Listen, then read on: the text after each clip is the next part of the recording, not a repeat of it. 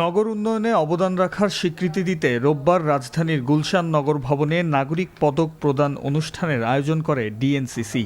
অনুষ্ঠানে যোগ দিয়ে এলজিআরডি উপদেষ্টা বলেন, আধিপত্যবাদ আর অন্যায়ের পথ ধ্বংস করতে গণভোটে ইতিবাচক রায় দিতে হবে। যদি আমরা আবারও গুম, বিচার বহির্ভূত হত্যাকাণ্ড, নির্যাতন এবং আয়নাঘরের দিনগুলোতে ফিরে যেতে না চাই, আমাদের গণভোটের পক্ষে অবস্থান নিতে হবে, হ্যাঁ ভোট দিতে হবে এবং পছন্দের গণপরিষদ সদস্য নির্বাচিত করতে হবে।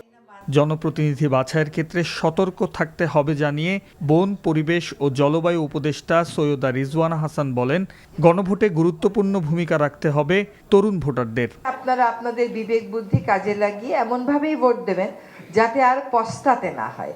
আমরাই ভোট দিই, আমরাই আবার বলি নেতারা ভালো না, এটা হইতে পারবে না। গণভোটে অবশ্যই সকলে অংশ নেবেন এবং যদি সত্যি সংস্কার চান তাহলে উত্তরটা আমাদেরকে হ্যাঁ বলতে হবে।